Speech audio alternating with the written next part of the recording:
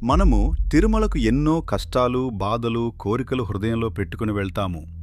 ఇది అడగాలి, అది చెప్పాలి అని అనుకుంటూ ఏడుకొండలు ఎక్కుతాము. కాని గర్భగుడి ముందు ఆ క్షణం వస్తుంది. స్వామివారి దివ్య రూపం కళ్ళ ముందు ప్రత్యక్షమవుతుంది. అప్పుడు మాటలు ఆగిపోతాయి, కోరికలు మాయమైపోతాయి, మనసు ఖాళీ అయిపోతుంది. ఏమి అడగాలో కూడా గుర్తుండదు.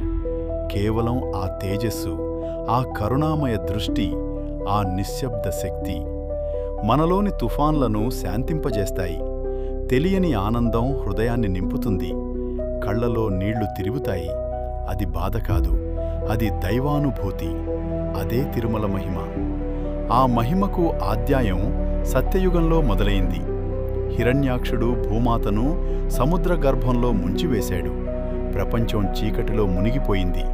అప్పుడు ఆకాశాన్ని కంపింపజేస్తూ ఒక గర్జన వినిపించింది. అది వరాహ అవతారం.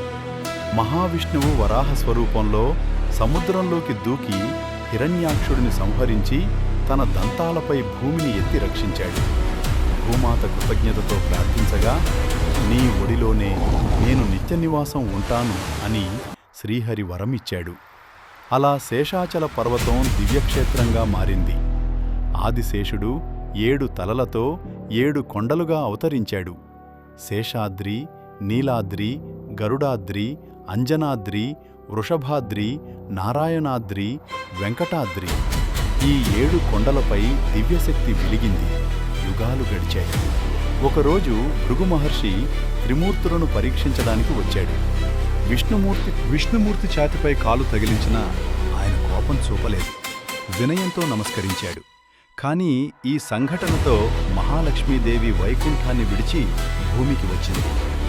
లక్ష్మీదేవిని అనుసరించి విష్ణువు భూమిపై శ్రీనివాసుడిగా అవతరించాడు. తిరుమల అరణ్యాలలో వకులాదేవి సంరక్షణలో పెరిగాడు.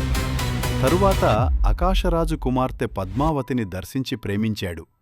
కుబేరుని వద్ద నుంచి అప్పు తీసుకుని ఘనంగా వివాహం జరిపాడు. అది కేవలం ఒక కళ్యాణం కాదు, అది భక్తి, విశ్వాసాల కలయిక. చివరికి కలియుగంలో భక్తుల రక్షణార్థం శ్రీనివాసుడు శిలారూపంలో వెంకటాద్రిపై నిలిచాడు. అదే నేడు మనం దర్శించే శ్రీ వెంకటేశ్వర స్వామి. ఆయన కళ్లలో కరుణ, ఆయన నుదుటిపై దివ్య తేజస్సు.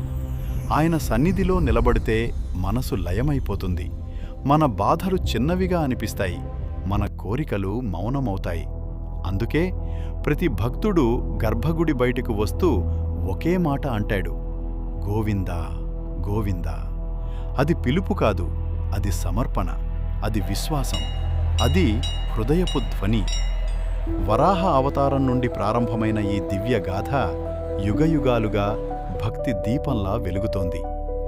తిరుమల కేవలం ఒక పర్వతం కాదు, అది మన ఆత్మకు ఆశ్రయం, మన కన్నీళ్లకు సమాధానం, మన హృదయానికి శాంతి. ఇదే తిరుమల మహిమ. ఇదే కలియుగ ప్రత్యక్ష దైవం శ్రీ వెంకటేశ్వరుని అజరామర గాథ. గోవింద గోవింద.